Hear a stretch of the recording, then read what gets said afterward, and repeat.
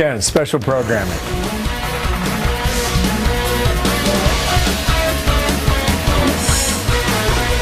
Hillary Clinton and Donald Trump hitting the home stretch of this campaign, sprinting across key battleground states with just 4 days to go until America decides. Welcome to Happening Now, everybody. I'm Jenna Lee. And I'm John Scott. In a race this close, the candidates are trying to leave nothing to chance, making closing arguments and trying to boost voter turnout as well. With Secretary Clinton hitting Pennsylvania, Michigan, and Ohio today, Donald Trump heads to New Hampshire, Ohio, and Pennsylvania.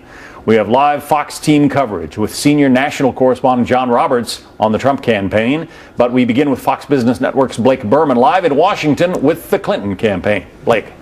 Hi there, John. Jenna, good morning to you. Pick a swing state on this day, and chances are you are going to see one of the top Democrats campaigning there today. Hillary Clinton starts her day in Pennsylvania a couple hours from now and then moves on to Michigan. Those are two states that Democrats have won the last 6 presidential elections, but Clinton is now forced to defend those strongholds in the final days of the campaign here. She closes her day in Ohio and will be represented in states all over the map on this final Friday. For example, Tim Kaine campaigns in Florida, Bill Clinton, Colorado, Chelsea Clinton, New Hampshire. President Obama holds 2 rallies in North Carolina. The Vice President, Joe Biden, will be in Wisconsin, and Bernie Sanders stumps on the nominee's behalf in Iowa and Nebraska. Part of Clinton's final push today is trying to portray Donald Trump as too unsteady to occupy the Oval Office, a theme she has been hitting here for weeks. Here she was yesterday in North Carolina. This is someone who at another rally yesterday actually said out loud to himself, "Stay on point, Donald, stay on point." His campaign probably put that in the teleprompter. Stay on point, Donald, stay on point. Well, Clinton is also trotting out some big-name entertainment surrogates. Last night, she was joined by Pharrell Williams. Tonight's Cleveland stop features a Jay-Z concert, and tomorrow night in Philadelphia, Katy Perry will take to the stage for Clinton. And John, by the way, we just learned a little while ago, we are told Clinton's first stop today in Pennsylvania. She will be introduced by the billionaire businessman Mark Cuban, who will continue to needle Trump over the true value of his net worth. A lot going on in a whole lot of states. Send it back to you. Spoken like a billionaire. Only can, I guess. Blake Berman, thank you. Thanks. Jenna. We're waiting for Donald Trump's running mate, Mike Pence, to hold a rally in Michigan this hour. It's one big state where the Trump campaign is hoping to make inroads on Hillary Clinton's lead. In the meantime, polls show Trump closing the gap on Clinton in another of her so-called firewall states, and that is the state of New Hampshire. That's where our senior national correspondent, John Roberts, continues our team coverage live from that state. John?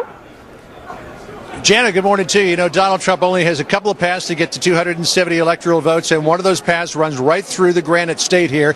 A week ago, it looked like it was Hillary Clinton. She was leading by between 7 and 9 points, but take a look at this. A new Boston Globe poll out late yesterday has it all tied up in New Hampshire at 42 percentage points apiece. Donald Trump, when he arrives here in Atkinson today, will likely highlight the new jobs report. 161,000 jobs created, fewer than what was expected. And while Democrats are trying to put the good face on that, saying, hey, look at the unemployment rate dropped to 4.9%. Trump will point out that the labor participation rate has slipped yet again. The number that he will use today of close to 500,000 may be a little high because that number also includes people who have voluntarily left the workplace to either stay at home with their kids or to retire. Donald Trump will also hammer Hillary Clinton today on her ongoing problems with email and the FBI investigation, as he did yesterday at this rally in Jacksonville, Florida. Listen. The FBI is conducting a criminal investigation into Hillary Clinton's pay-for-play corruption during her tenure as Secretary of State. In other words, the FBI is investigating how Hillary Clinton put the office of Secretary of State up for sale in violation of federal law. The FBI agents say their investigation is likely to yield an indictment.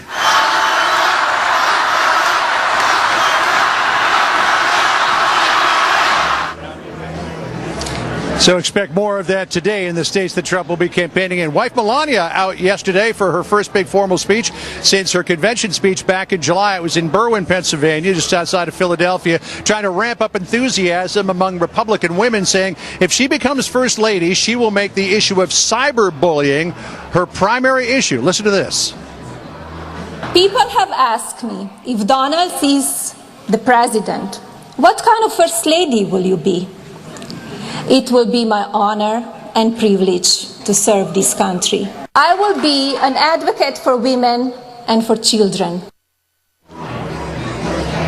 So Melania was expected to give 2 or 3 speeches before the election. It looks though as if that is going to be her final one. And Jenna, just before we go here, I want to tell you how significant New Hampshire can be and kind of scare the pants off of you as well. If Donald Trump were to win the big battleground states of Ohio, North Carolina, and Florida, then get Utah, Arizona, and Nevada. Sorry, remember, it's getting a little strange here. And then we're to win the 2nd congressional district in Maine. If he flips New Hampshire, it finishes up 269 to 269. And then we go to Congress to figure out who's going to be the president. Jenna? Well, we'll see. The fact is that it is out there, John, so we have to watch all of these options and more reason to watch Fox News on election night for all the unexpected twists and turns of this race. Thank you very much. John? Been a wacky year already. Why not end it with an electoral college tie? Donald Trump with some wind at his back, though, as 3 new polls out of New Hampshire put him in a dead heat with Hillary Clinton. A 4th poll by the American Research Group shows Trump ahead there by 5 points. Nationally, Clinton holds a 3-point advantage in the latest ABC Washington Post tracking poll. She leads Trump 47 to 44%. Joining us now, Glenn Hall, U.S. News editor for the Wall Street Journal. That 3-point lead, though, that's not shared by every poll. That's right. When you look at the Real Clear Politics average, it's a 1.7-point advantage. And that's a pretty significant tightening from more than 7 points just at the middle of October. Does that suggest that his momentum is going up, hers is going down, or is it a little bit of both? It's a little bit of both, but more hers coming down in a lot of ways because in the revelations of Anthony Weiner's emails and all these new emails that were out there to be reviewed by the FBI, the renewed emphasis on that FBI probe, those were all very damaging to the Clinton campaign that thought they had put that behind them. But Donald Trump also has avoided some gaffes that he had in the past. Many of the things that came up a few weeks ago have not been dogging him as much now, and he's been out there on the campaign very heavily. So he's gained some momentum as well, but a lot of it was the damage to the Clinton campaign. I noted that you've been looking at some of the early voting trends. What are you seeing there?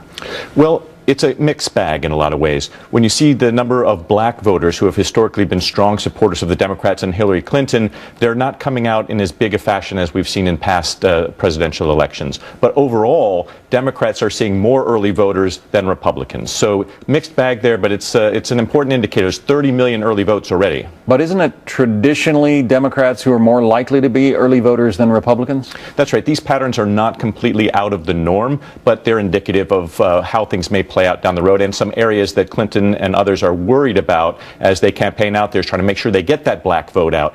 The turnout is critical at this point for both campaigns. Well, and Donald Trump supposedly has the excitement, the more excited voters. Hillary Clinton's operation is said to be the one that is better at turning out their identified voters. So where do you weigh that one in the balance? Well, it's the machine against the enthusiasm, I guess, if you want to simplify it down to that. And, that's an important thing for Donald Trump. When you look around, you see those Clinton surrogates are everywhere. You were just talking about that a minute ago. And there's a lot more of them. Only recently, as this race has gotten tighter, have you started to see Donald Trump surrogates showing up. We saw Ted Cruz out on the campaign with Pence, and you saw Mitch McConnell making a statement about how we need a Trump as president. What about this revelation that the Russians may get involved in trying to, mess with the system or create some gigantic cyber hack on Election Day? This should be a big concern for everybody. The whole notion throughout this campaign that Russians or any outside force were interfering with this election, that is in part a reality because WikiLeaks, wherever they're getting their information, and some of the other leaks, DC leaks and others, all of that have factored into this election in a big way. And, that's something that should be of concern. Is the United States prepared for that? prepared for a cyber attack. You know, it's interesting if you want to just step back and look at how the post-Cold War espionage is being done. Russia was much more aggressive at moving into this kind of direct to people rather than a country-to-country kind of espionage kind of thing. So it's a new ball game out there, and U.S. intelligence officials are adapting to it. Glenn Hall, the U.S. News editor at the Wall Street Journal. Glenn, thank you. Jenna. Well, as the bare knuckles campaign draws to a close, could this presidential race change how elections are held? We're going to hear from one Wall Street Journal writer that raises that question. Also, a field in rural America is probably the last place you'd expect to find these faces, what their preservation means for our past and our future. Plus, as the presidential candidates pull out all the stops with just 4 days to go, how is the media handling scandals dogging both campaigns? Our media panel weighs in, and we want to hear from you. Do you believe the Russians are trying to influence the U.S. election? Our live chat is up and running. Just go to foxnews.com. A Fox News alert from the nation of Jordan. One American service member was killed, 2 others critically injured in an exchange of gunfire today. It happened at the airbase just south of the capital city of Amman. A Jordanian officer was also wounded. We have no word on what prompted the violence, but we'll keep an eye on this developing story. Some new revelations concerning Hillary Clinton's email problems as law enforcement sources tell Reuters that FBI Director James Comey was driven in part by a fear of leaks from within his agency when he decided to inform congressional lawmakers about the investigation of newly discovered emails related to the Democratic nominee. So how are the media handling this and many other scandals with just 4 days to go until the election? Let's bring in our media panel today. Judith Miller, Pulitzer Prize-winning investigative reporter, author, and Fox News contributor, and Lynn Sweet, Washington bureau chief for the Chicago Sun-Times. Welcome to both of you. Hi, John. Well, it was an October surprise like no other from Jim Comey, wasn't it, Judy? Right. We were not expecting that. We were expecting either some kind of terrorist incident or something happening overseas or something developing here, but not an actual grenade thrown by the director of the FBI. And in the immortal words of Neera Tanden, and that is Hillary Clinton's best buddy and campaign advisor, Jim Comey ought to be drawn and quartered. Many Republicans and Democrats agree for what he has done, sending that letter to Capitol Hill, which he knew would leak, just as he did in the summer when he said there wasn't enough information to indict Hillary Clinton, but she had behaved recklessly with respect to classified information. He said too much then. He's doing the same thing now. It's just astonishing that this FBI director may be so afraid of leaks that he's willing to throw tradition, judicial procedure to the wind in order to protect his own bureaucratic butt. But Lynn, what was he supposed to do? I mean, if there are serious issues contained in these newly discovered emails, and that does not get revealed to the voting public until after the election, he would be accused of trying to aid Hillary Clinton's side to win the presidency. I appreciate your question, but before we do anything else, talk about the big, wonderful November surprise. All right, I know for the Chicago Sun-Times that is the headline story. The big story today, and everyone in Chicago is going to be out for a big parade for the Cubs, with the political angle, by the way, that the Ricketts family that owns the Cubs have political activists who are Republican and Democrats in the board that owns the Cubs. Now, back to regular programming. What was Comey supposed to do? Yeah. He was supposed to do the usual job that FBI agents do throughout my career and Judy's, and that is you say nothing until you have something to announce. Okay, but Absolutely. But he did say, I mean, essentially he closed the book on the investigation back in July. But he closed the book and then he wrote a new chapter after he closed it. I think that was Judy's point, wasn't it, Judy? Yes. That the FBI is full of people that know how to say nothing, and to say nothing at length.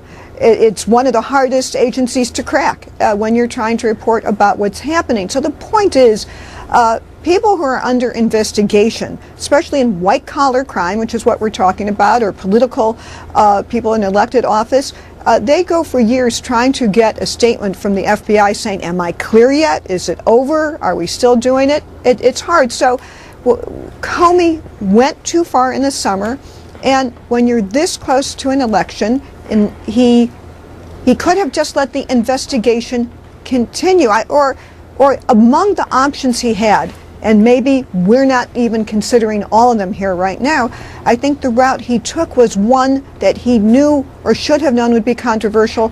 Sending a letter to Congress in the way he did is tantamount to putting out a press release. Right. But again, Judy, he is said to have been worried that his own agency, people inside his own agency, were going to say to the press, friendly reporters, hey, the Hillary Clinton email investigation is back on again. And if that gets whispered in the days ahead of the election, isn't it better for the FBI director to just put it out there and say, okay, we don't know what's in these, but we have to look at them? Well, that's the issue. Put what out there? He put out the fact that he was now looking at another set of emails that may be absolute duplicates of what they've already looked at. He says he doesn't know, but he was in a position not to comment, which is standard FBI procedure, especially before an election, John. I mean, look, if he can't control his own agency, if he can't control leaks from an organization that's supposed to be not prosecuting, but just investigating potential crimes,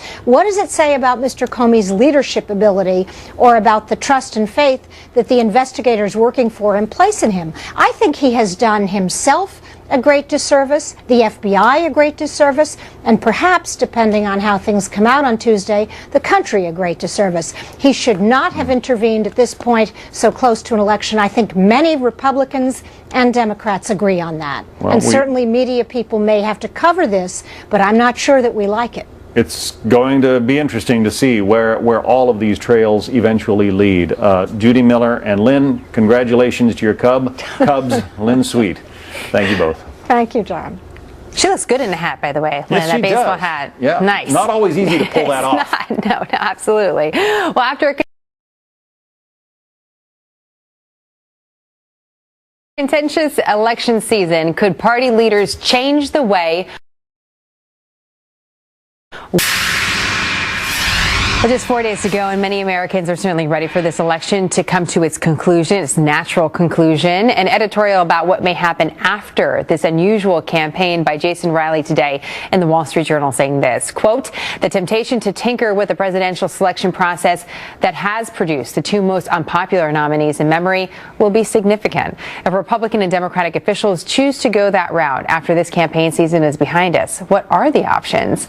So could this election cycle change the status quo in many different ways? Jason Riley, senior fellow at the Manhattan Institute, author of the book Please Stop Helping Us, How Liberals Make It Harder for Blacks to Succeed, and a Fox News contributor. Quite a title. Jason, it's great to have you on the program. Bottom line is, it's a very interesting editorial. Yeah. So explain to us what you mean, or what your idea could be for what we might see from the two major parties. Well, you look at the unpopularity numbers of both candidates, and people are clearly dissatisfied with their choices. And I think our selection process had something to do with producing these two choices, and you might see some moves, particularly on the Republican side, to police this process a little more. On the left, you had the superdelegates, these Democrat insiders who have an outsized role in picking the nominee. They were able to keep Bernie Sanders at bay and ensure that their establishment candidate, Hillary Clinton, got the nomination. You didn't have that on the Republican side. But some say that's a great thing, because those political insiders may have swayed the election away from the public choice, which could have been Bernie Sanders. So what about that? And that's right.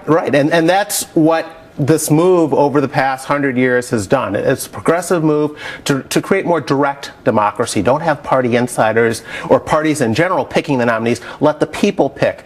But those political machines also served a useful purpose. They ensured that you got candidates that had broad consensus, that were more electable. There was less room to bring in a demagogue or a populist or an extremist who was going to ostracize people. And so we forget insiders are insiders for a reason, and maybe we need something in between what we have now and what we had back then. I mean, we don't want to bring back the boss tweed So political what would it machines. look like? Yeah. In your perspective, what would that look like for the Republican Party? Well, I think partly this would have to do with changing some campaign rules, allow the parties to communicate directly with the candidates, allow money to flow directly to the candidates instead of being diverted to these outside groups that are less accountable. But basically let the political professionals do their job, and they do a particularly good job of getting people out to vote, getting more participation in the process. But with the movements we've seen over the last few years, including the Tea Party movement, there are those that say, get those people out of there. The political insiders, the party bosses,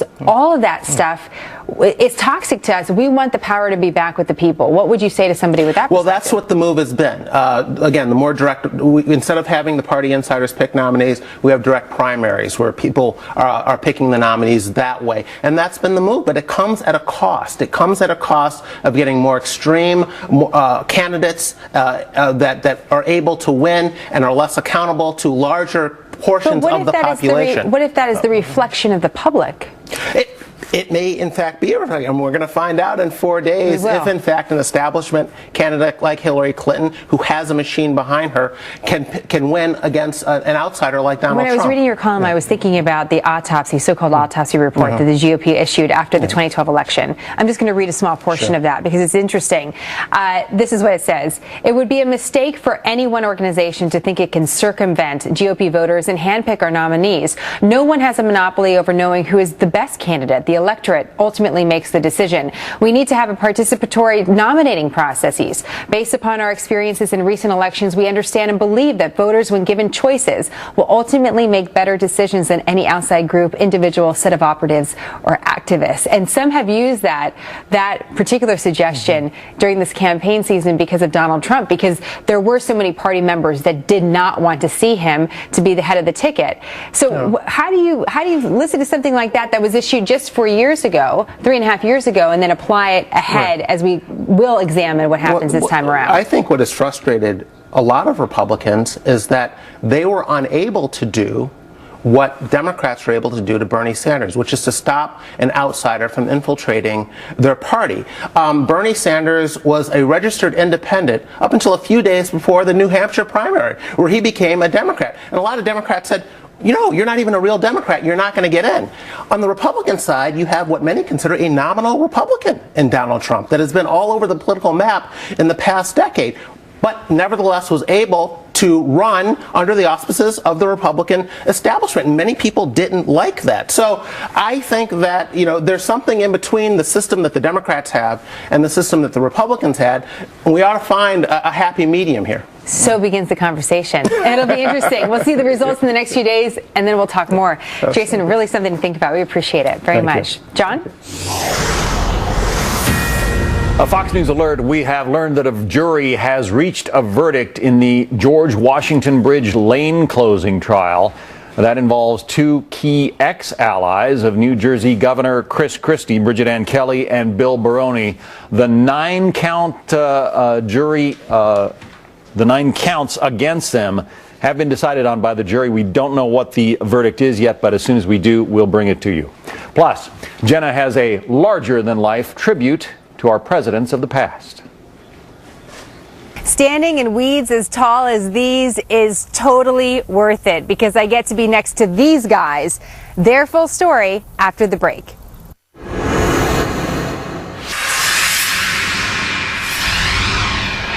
Well, as Election Day draws ever closer, authorities from nearly every state are asking the Department of Homeland Security to help make sure their election systems are safe from cyber attacks.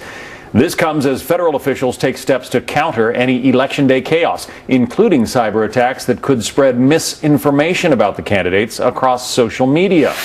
Doug McKelway joins us live from Washington with more on all of this. How serious a threat is this to the possible outcomes on Tuesday, Doug? Well, John, in terms of a threat to distort or manipulate the actual vote count, probably not much. The reason the voting system in the United States is deeply diversified.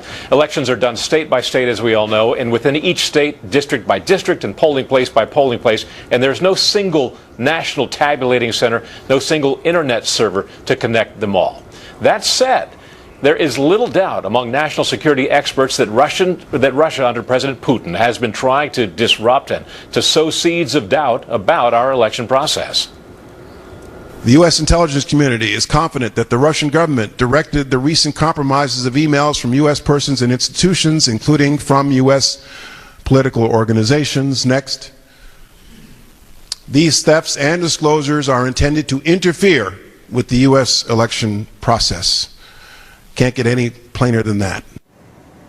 Johnson evidently referring there to the WikiLeaks release of DNC emails last summer, which resulted in the embarrassing ouster of DNC chairwoman Debbie Wasserman Schultz during that party's convention, and perhaps to the present deluge of John Podesta emails that are damaging the Clinton campaign. Why not hacks of the RNC or of Donald Trump emails? Well, as Charles Krauthammer suggested in an op-ed just this morning, quote, Putin harbors a deep animus towards Clinton, whom he blames personally for the anti-Putin demonstrations that followed Russia's rigged 2011 parliamentary elections. Bear in mind that WikiLeaks founder, though, Julian Assange, in an interview with an Australian filmmaker, which is slated to air tomorrow, says that Russia is not behind the ongoing Podesta email leaks. All of this adding to further intrigue, John. All right. There is Russian meddling in American politics, though, is nothing new, is it? There have long been accusations that spies from the former Soviet Union infiltrated American political parties and political movements, some of it corroborated.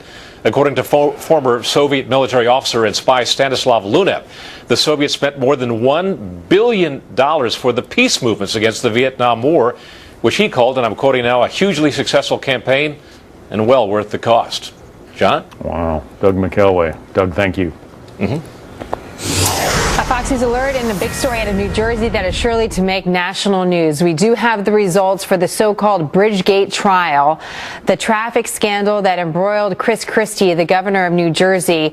Two of his close allies, Bridget Kelly, his former deputy chief of staff, and Bill Baroni, an appointee to the Port Authority of New York and New Jersey.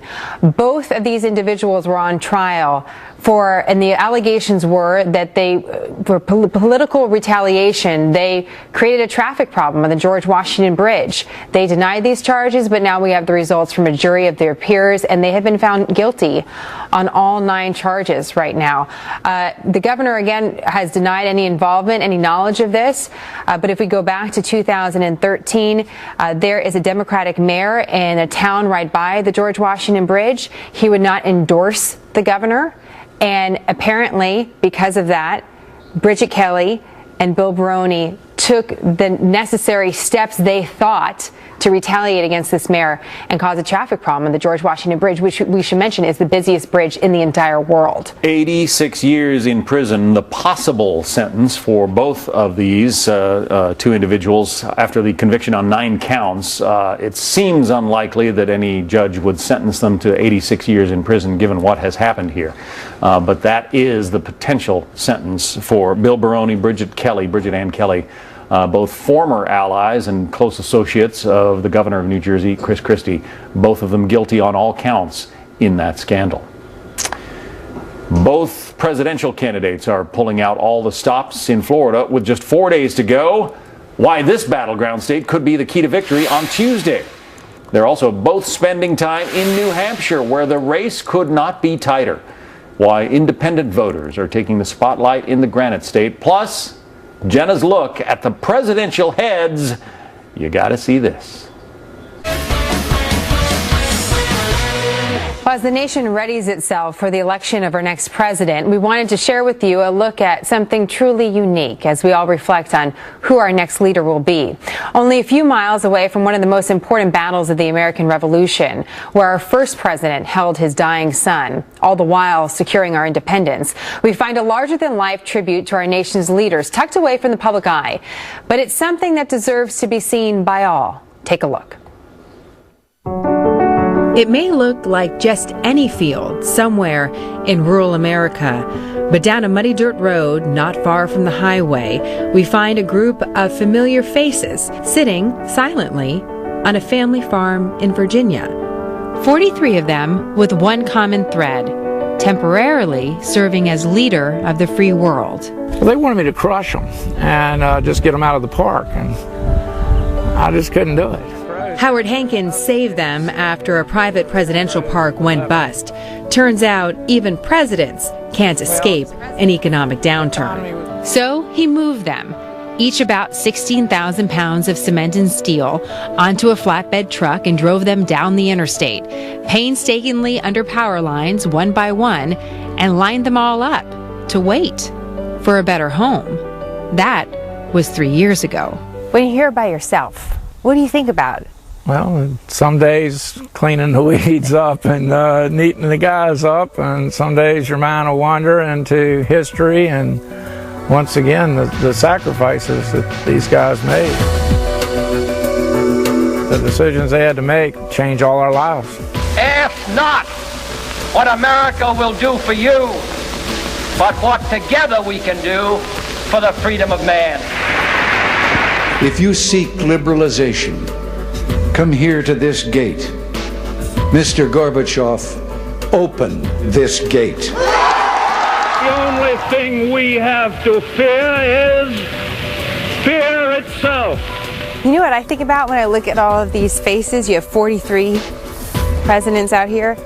Is that there's a lot of them I don't recognize. Yeah. I feel terrible about that. It's hard. Luckily, we found someone to help us unravel the past. Historian Doug Weed. It's sort of interesting to look at Abraham Lincoln and see the damage in the back of his head that was in transit trying to get these statues here. Yes, this is all a metaphor for Abraham Lincoln. He was much more fragile politically than we think of today. So why would he be comfortable amongst the weeds compared to the other presidents? He was very poor. When we look at Lincoln and the Lincoln Memorial, it seems so imposing and powerful and strong. But he only lived 4 years of his life in the White House. He lived 14 years of his life in a one-room cabin in Indiana. And when he looked in the mirror, that's who he saw. He slept in a wooden box filled with corn husks and bare rugs and fleas and rats. There was no door. So the future of the United States hung by that slender thread. So that's why I say he wouldn't mind the mud at all. The thing I hear time and time again is that we're in an election season like no other in history because there's a character in the election that's like no other, and that's Donald Trump. But you say that might not actually be the case. Andrew Jackson was kind of a Donald Trump of his era. Here comes this guy from the West. He's profane. He uses bad language. He has a temper. He has bullets in his body from duels and from battles that he's fought. He's against the National Bank. He says it's all rigged, only he doesn't use that word. But he became the 7th president of the United States, and he took his revenge by appointing businessmen to most of the positions that normally would go to politicians. So it was an interesting time. How did that work out? It worked out quite well. There's good and bad about Andrew Jackson, but he was kind of a rock star in his time. History's very tricky. It's hard to nail down what you think people are going to believe and accept, how historians will judge history many years later. So Howard, you say out of all these men, George is your favorite? Yep, George is my favorite, for sure. And why is that? The sacrifices the man made and the leadership he portrayed took a lot of courage. You think out of all of these that George might be your favorite too, Doug? If he's not my favorite...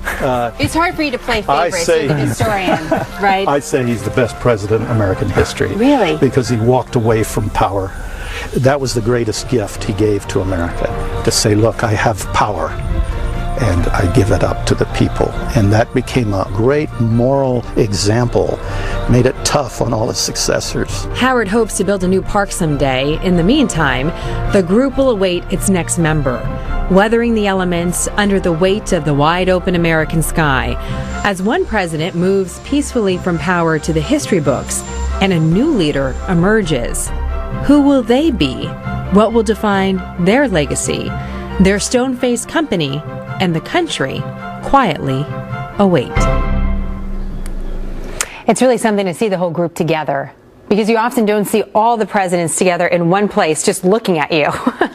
And it really does make you think not only about the extraordinary men who were our nation's presidents, but also who will be next, and how will we reflect on them, years from now?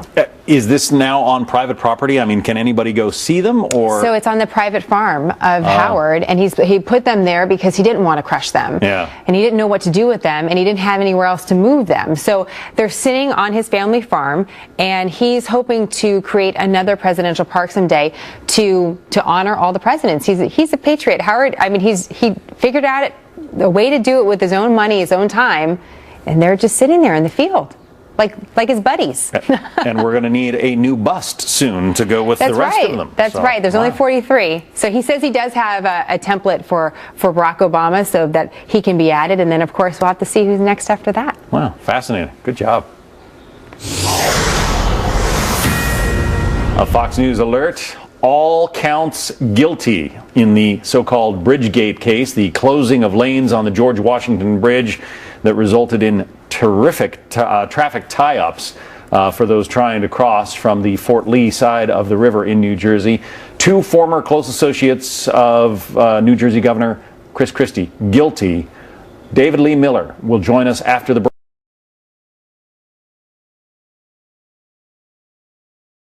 break with an update from the courthouse. A Fox News alert and some more on this breaking news that there is a guilty verdict for 2 of the defendants in the Bridgegate trial in New Jersey. David Lee Miller's live in our newsroom with more on this. David Lee? Jenna, what's especially significant here is that Governor Chris Christie was not on trial here, but perhaps it could be argued that his reputation was.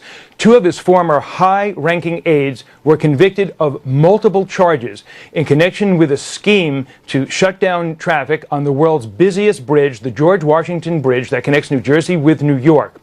It was alleged by prosecutors that these 2 former aides to Governor Christie shut down traffic on this bridge for political retribution against a local mayor whose community was affected by the traffic lanes that were shut down because this mayor, Mark Sokolich, did not come out and endorse Governor Chris Christie in his re-election bid. Found guilty today, Bridget Ann Kelly. She was found guilty of 7 counts. Among the counts we're talking about, along with Bill Baroni, who was the former Deputy Executive Director of the Port Authority, the agency that actually runs the George Washington Bridge. The counts include fraud, conspiracy, as well as denying New Jersey residents their civil rights. They face a maximum of 20 years in prison. This was a 9-count indictment. They were each found guilty of 7 counts. There were 7 counts that applied to each of the defendants. During this 6-week trial, Bridget Ann Kelly and Bill Baroni both took the stand. Among the evidence that prosecutors presented, a number of emails, one of them particularly damning against Bridget Ann Kelly. That email that attracted a great deal of attention said simply, "Time for some traffic problems in Fort Lee." And that was the community that prosecutors alleged the 2 aides were trying to disrupt traffic from. So now the question is, what will the sentence be? They face sentencing in the weeks ahead. They are still going to remain free on bail. We are told that Bridget Ann Kelly, as the verdict was announced in court, broke down in tears. She had many family members there. As for Bill Baroni, we are told that he, for the most part, was pretty stoic. At one point, he even smiled and was shaking hands with those in the courtroom. So this is a significant verdict. These 2 former aides of Governor Chris Christie found guilty.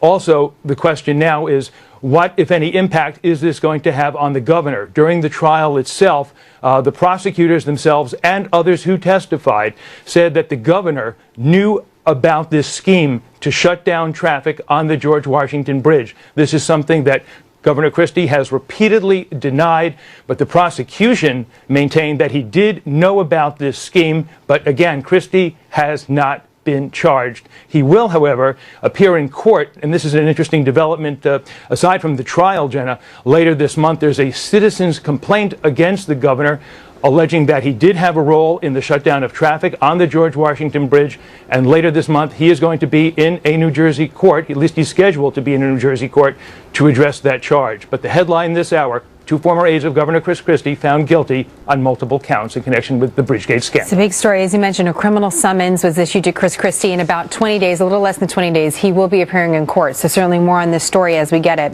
David Lee, thank you. A Fox News alert and new developments in an ongoing FBI investigation.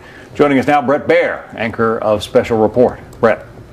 Hey, John. All of us who've been working this story at Fox have now circled back with our sources, more than 6 of them now with specific knowledge of the Clinton investigations.